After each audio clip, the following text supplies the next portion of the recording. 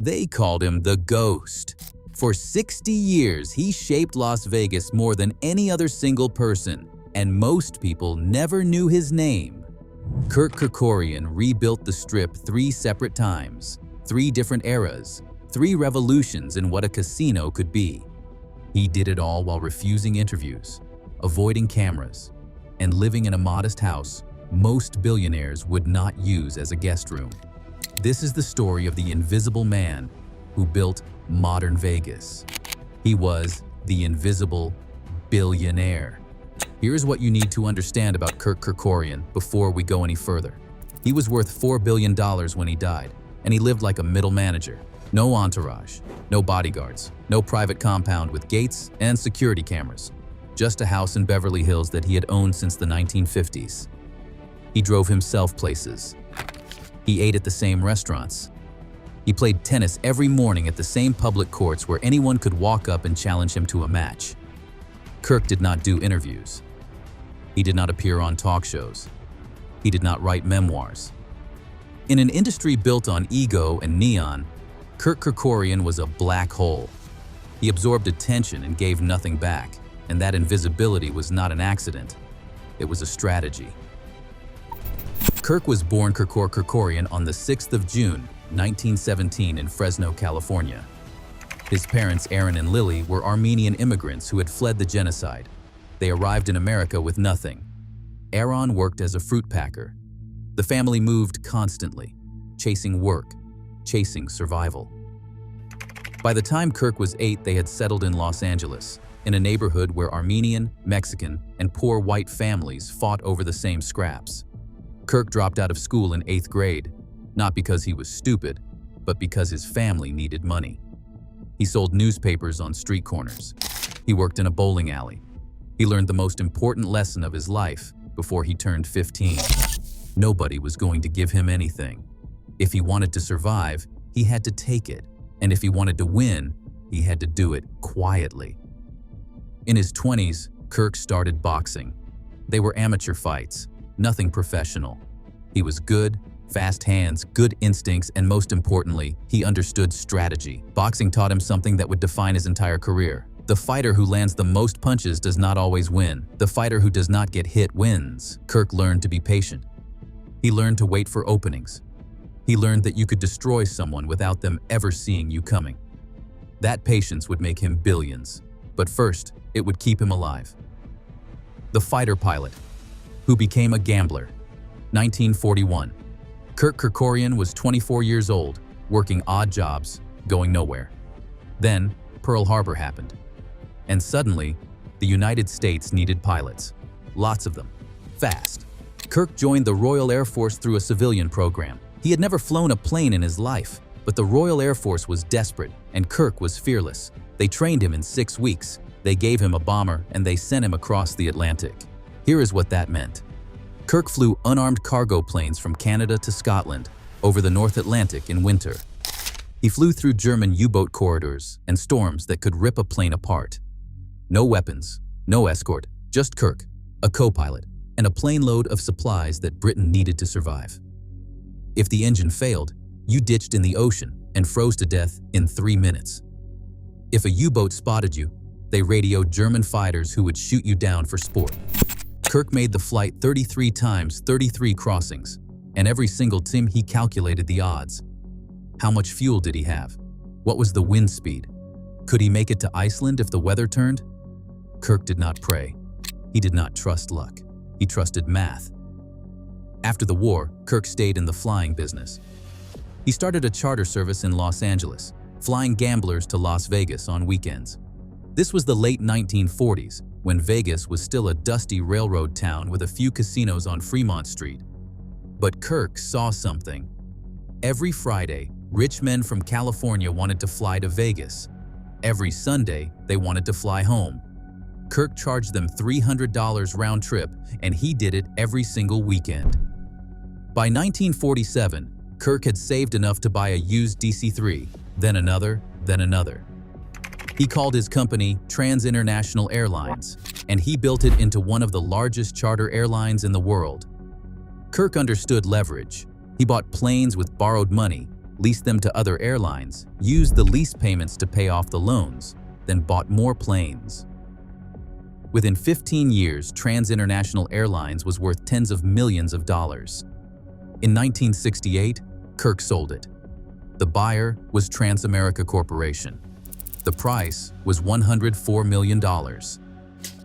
Kirk was 51 years old, and he had just become one of the richest men in America. Most people would have retired, bought an island, and played golf for the rest of their lives. Kirk bought a casino instead. The first casino, the International. 1967. Kirk Kerkorian walked into a Las Vegas land deal that everyone said was insane. He paid $5 million for 80 acres of empty desert at the corner of Paradise Road in East Flamingo. It was off the Strip, miles from downtown. There was nothing around it but dirt and jackrabbits. Kirk didn't care. He'd done the math. He knew that Las Vegas Boulevard would eventually expand south. He knew that the land between the Strip and the airport would become prime real estate, and he knew that if he built something big enough, people would come. So he built the International Hotel, 1,500 rooms, 30 stories. The largest hotel in the world when it opened on July 2, 1969. It cost $40 million. The casino floor was massive. The showroom seated 2,000 people. It had a shopping arcade, a convention center, and a youth hostel for budget travelers. Kirk was trying to capture every segment of the market simultaneously. But the real genius move was Elvis Presley. Kirk signed Elvis to a 4-week residency starting opening night. It was Elvis's first live performance in 8 years. The king of rock and roll, back on stage at the International Hotel. The press coverage was global. Frank Sinatra, Cary Grant, Paul Anka, everyone came to opening night. And Elvis sold out every single show. For a moment, it looked like Kirk had done the impossible. He'd built a casino off the Strip and made it the hottest property in Vegas. But there was a problem. Kirk knew how to build. He knew how to finance, but he didn't know how to run a casino. The International lost money from day one. The casino managers didn't know how to comp high rollers. The kitchen couldn't keep up with demand. The staff was undertrained. The operation was bleeding cash. And Kirk, who had spent his life calculating risk and avoiding losses, realized he had made a mistake. In 1970, just 1 year after opening, Kirk sold the International to the Hilton Corporation for $58 million. He had made a profit, but barely. And more importantly, he had learned a lesson. Owning a casino wasn't like owning an airline. You couldn't just lease it out and collect payments. You had to run it every single day, and if you didn't know how, you would lose everything. Kirk walked away from the International with two things: $18 million in profit and a plan to do it right the next time. The Second Coming, MGM Grand Original, 1973. Kirk Kerkorian was back, and this time, he was not playing small. He bought a plot of land at the corner of Flamingo Road and Las Vegas Boulevard, the old Bonanza Casino site. Prime Strip location. He announced he was building a hotel casino that would dwarf everything Vegas had ever seen. He called it the MGM Grand, named after the movie studio he had just purchased. The plan was to combine Hollywood glamour with Vegas gambling. The theme was pure showbiz, red carpet, gold trim, movie props, and glass cases. The casino floor was the largest in the world. The hotel had 2,084 rooms. The showroom, Ziegfeld Room, could seat 1,000 people. There was a movie theater, a shopping arcade, an entire miniature city under one roof. The MGM Grand opened on the 5th of December, 1973. It cost $106 million to build, and it was an instant success. Kirk had learned from the International. He had brought in experienced managers. He had studied how Caesar's Palace and the Sands ran their operations. He fixed the mistakes. For 7 years, the MGM Grand was the crown jewel of the Las Vegas Strip. Frank Sinatra performed there. Dean Martin performed there. High rollers flew in from around the world. The casino made money. Kirk made money. Everything was working. And then came the fire. November 21st, 1980, 7 in the morning. A faulty electrical wire in the restaurant kitchen sparked a fire. The flames spread through the casino floor, fed by glue, holding down the carpet tiles. Within minutes, the entire first floor was engulfed. Thick black smoke filled the hallways and elevator shafts, rising up through the tower. Guests on the upper floors woke up choking. The smoke was so dense you could not see your hand in front of your face. 87 people died, most from smoke inhalation. People jumped from windows. Helicopters airlifted survivors off the roof. It was the worst disaster in Nevada history. And it happened at Kirk Kerkorian's casino. Kirk's response was immediate. He paid for all the funerals. He settled lawsuits quickly and quietly. He rebuilt the casino with state-of-the-art fire suppression systems. He did not hide. He did not make excuses. He just paid what needed to be paid and moved forward. But the MGM Grand fire changed him. It changed how he thought about risk, about responsibility. In 1986, Kirk sold the property to Bally's Manufacturing for $594 million. He had made a fortune, but the fire had taught him something. No matter how much money you make, no matter how careful you are, disaster can find you. Most people would have walked away from Vegas forever after something like that. Kirk Kerkorian started planning his third casino. 1989. Steve Wynn opened the Mirage, and Kirk Kerkorian watched from the sidelines as everything he thought he knew about Las Vegas became obsolete. The Mirage wasn't just a casino, it was a destination, a volcano erupting every 15 minutes, white tigers, tropical gardens, a 30-story tower that glowed gold in the desert sun. It cost $630 million. And it made that back in the first year. Steve Wynn had reinvented Vegas, turned it from a gambling town into a resort city. Kirk saw what was happening. The Strip was moving south. Caesars, the Flamingo, the Old Guard was getting left behind. The future was mega resorts, spectacle, experience. And Kirk, who'd already built the world's largest hotel twice, decided to do it again, bigger than before. Bigger than anyone. He started buying property. The Marina Hotel and Casino, the Tropicana Country Club, land at the corner of Tropicana Avenue and Las Vegas Boulevard, the busiest intersection in the entire city. And he announced he was building a new MGM Grand, the largest hotel in the world, again. Construction began in 1991. The budget was $1 billion. The design was emerald green, a massive lion, the MGM Studios logo guarding the entrance. Inside, 5,005 rooms, the largest hotel on Earth, a casino floor covering 171,000 square feet, bigger than 3 football fields.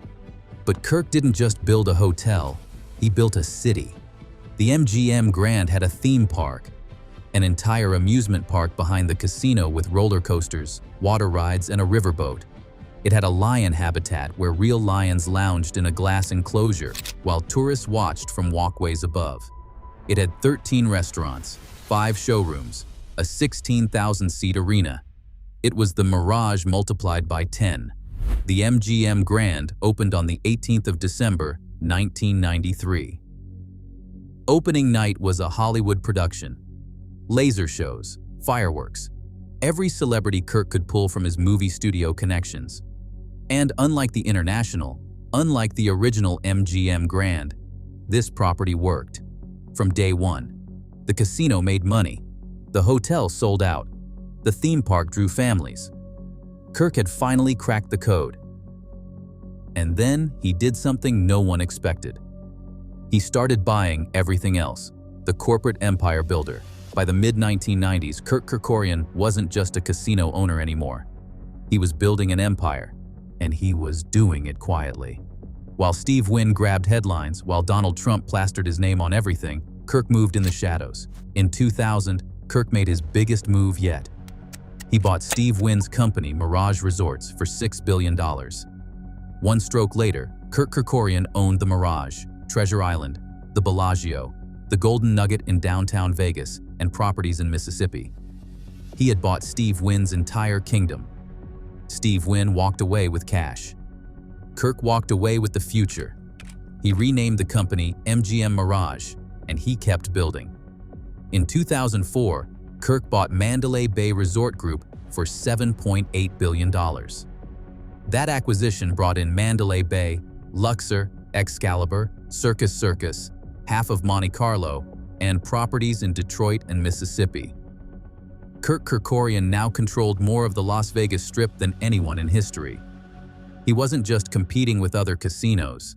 He was the Strip. MGM Mirage was the largest gaming company in the world, but Kirk wasn't done. In 2004, he announced City Center, a 67-acre mixed-use urban development between the Bellagio and Monte Carlo. Hotels, condos, retail, entertainment. The most expensive privately financed project in the history of the United States, $8.5 billion. Construction began in 2006, and then came 2008, the financial crisis, the worst recession since the Great Depression. Credit markets froze. Tourism collapsed. And Kirk Kerkorian, the man who had survived World War II, who had calculated odds across the Atlantic, who had rebuilt Vegas 3 times, watched as City Center nearly destroyed him. MGM Mirage was bleeding money. The stock price collapsed. Creditors circled. City Center was half-finished and running out of funding. Kirk had to sell assets. He had to take on partners. Dubai World invested billions to keep the project alive. And in December 2009, City Center opened Aria, Vidara, Mandarin Oriental, Veer Towers, Crystal Shopping Center. A city within a city. It survived. Barely. And Kirk Kerkorian, at 92 years old, had done the impossible. He had built his 3rd Vegas empire, and this one would outlast him. The man behind the money. So, who was Kirk Kerkorian when he was not building casinos? That is the question everyone asked, and almost nobody knew the answer. Because Kirk Kerkorian, the man who owned half of Las Vegas, lived like a ghost in his own life. Kirk was married 3 times. His first wife, Hilda Schmidt, he married in 1942 when he was a fighter pilot making dangerous runs across the Atlantic.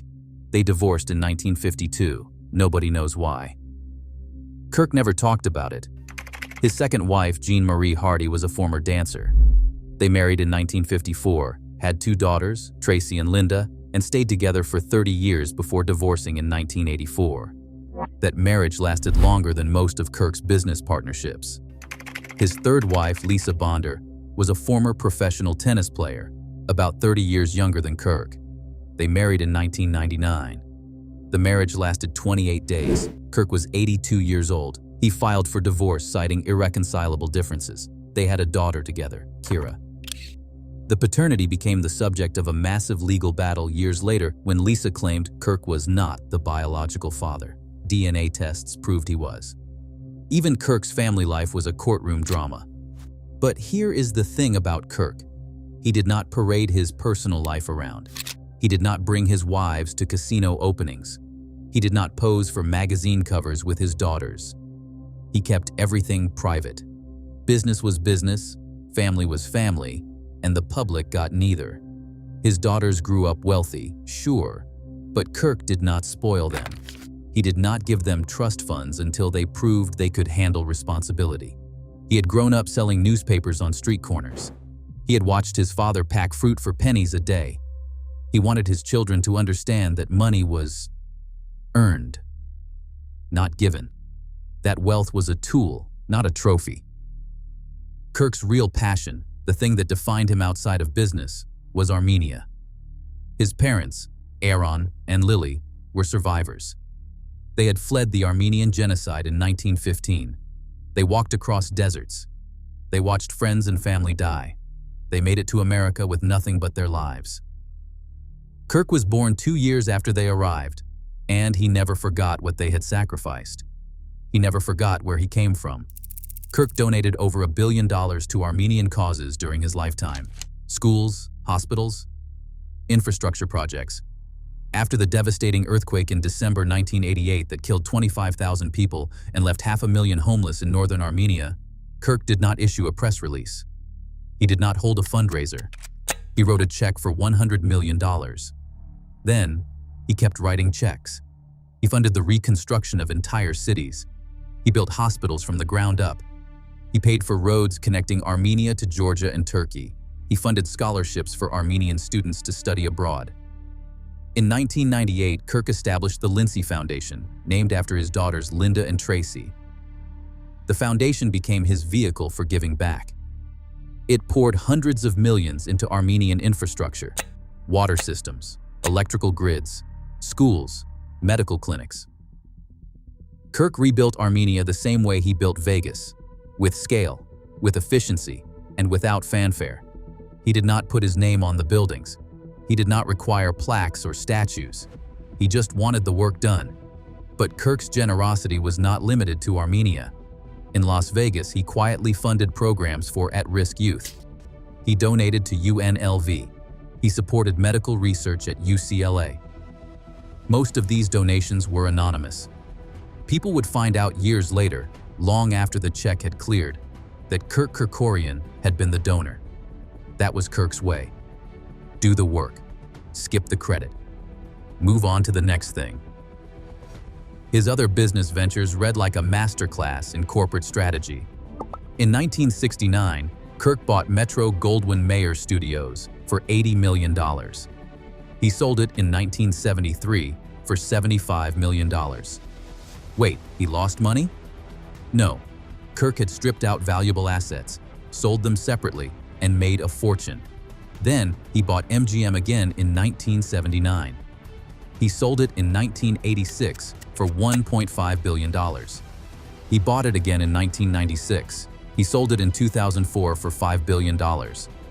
Every time Kirk touched MGM, he made money. Every time someone else bought it from him, they overpaid. He tried to buy Chrysler Corporation 3 separate times in the 1990s. He took massive stakes, 10% and 15%. He fought with Chief Executive Officer Lee Iacocca, and he fought with the board. He pushed for restructuring, and he lost every proxy battle. But when Daimler-Benz bought Chrysler in 1998, Kirk's shares were worth billions. He did not need to control the company. He just needed the stock price to go up, and it always did. Through it all, Kirk lived modestly. He lived in the same house in Beverly Hills he had bought in the 1950s. It was a comfortable place, nothing extravagant. He kept the same routine every single day. Up at 6, tennis at 7. The same public courts in Beverly Hills where anyone could walk up and play. Lunch at the same Italian restaurant he had been eating at for 40 years. Home by 6. In bed by 9. Kirk Kerkorian, one of the richest men in America, lived like a retired accountant. He did not fly private unless it was absolutely necessary. He did not buy yachts. He did not collect exotic cars. He did not throw parties or host galas. He had no interest in being seen. He had no interest in proving anything to anyone. Kirk had already won every game that mattered.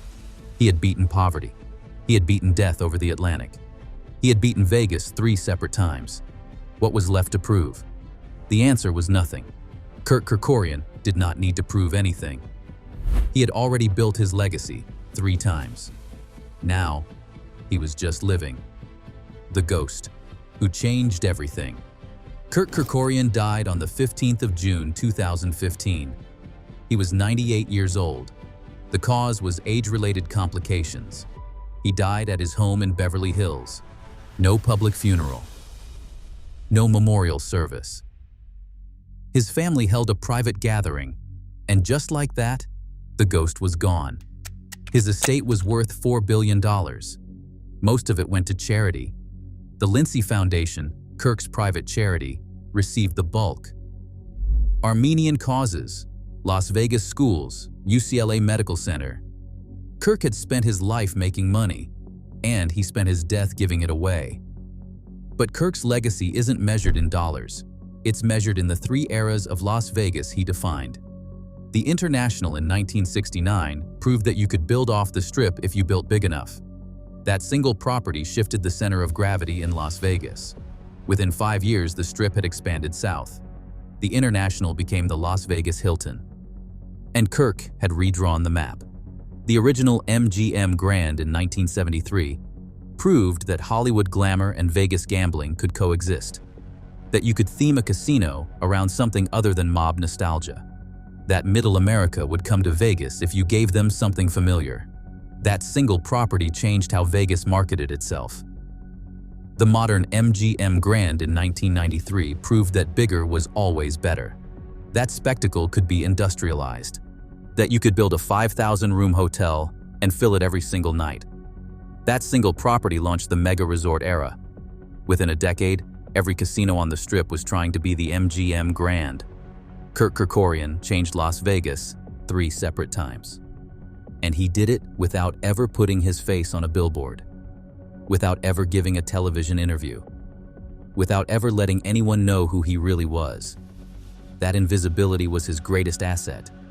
Because while other Vegas moguls were fighting for attention, Kirk was building empires. Steve Wynn was the showman. Donald Trump was the brand. Sheldon Adelson was the politician. But Kirk Kerkorian was the ghost. And ghosts can move through walls. There is something poetic about Kirk's story. He came from nothing, built everything, and left without asking for applause. He was the opposite of Vegas. Vegas is about excess, ego, spectacle. Kirk was about discipline, patience, and silence. In the end, maybe that's why he won. Because Vegas is a city that eats its own. It devours the loud, the flashy, the ones who think they're smarter than the house. But Kirk was never playing against the house. He was the house, and the house always wins.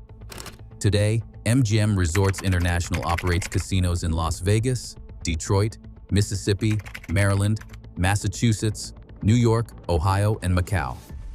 It is one of the largest entertainment companies in the world. 31 properties, tens of thousands of employees, billions in revenue. And it all traces back to one man who flew bombers across the Atlantic and decided that the odds in Vegas were better than the odds anywhere else. Kirk Kerkorian rebuilt Las Vegas 3 times. Each time, he did it bigger. Each time, he did it smarter. And each time, he walked away at the perfect moment. That's not luck. That's not even skill. That's something else entirely. That's understanding the game so deeply that you stop playing it and start writing the rules. Kirk never gave interviews, never explained his strategy, never wrote a book, but he left behind a blueprint. Build big, stay quiet, know when to sell, and never, ever let them see you coming. That was Kirk Kerkorian, the invisible billionaire who shaped Vegas more than anyone else, the ghost who built 3 empires and disappeared before anyone knew he was there. The fighter pilot who became the king of Vegas, the son of genocide survivors who rebuilt his parents' homeland, the man who owned MGM, tried to buy Chrysler, and donated $1 billion without ever seeking credit. Kirk Kerkorian proved that in Las Vegas, the quietest player at the table is often the most dangerous. 3 times. Kirk rebuilt the Strip 3 times. The International in 1969 showed Vegas that bigger was possible. The original MGM Grand in 1973 showed Vegas that Hollywood and gambling could merge. The modern MGM Grand in 1993 showed Vegas that spectacle could be industrialized. 3 separate eras, 3 revolutions. One man who refused to take a bow. Steve Wynn built volcanoes and put his name in 50-foot letters. Sheldon Adelson built empires and bought politicians. Donald Trump covered everything in gold and screamed about it. But Kirk Kerkorian built bigger than all of them and did it in silence. He understood something they never did. That legacy is not about being remembered. It is about changing the game so completely that everyone who comes after you has to play by your rules. Today, MGM Resorts International operates properties across the world, billions in revenue, tens of thousands of employees. An empire that traces back to one man who flew bombers through storms and decided the odds in Vegas were better than the odds anywhere else. Kirk never gave interviews, never explained his strategy, never wrote a memoir. He just kept building, kept winning, and kept disappearing before anyone realized he had been there. That was Kirk Kerkorian, the invisible billionaire who shaped Vegas more than anyone else, the ghost who built 3 empires and vanished into history. What is your favorite Kirk Kerkorian moment? The international that changed the Strip? The MGM Grand fire and how he responded? The billion-dollar buyouts that made him a legend? Tell me in the comments. And if you love discovering the real people behind the neon, hit subscribe, because every legend had a story, and Vegas never forgets, even the ghosts.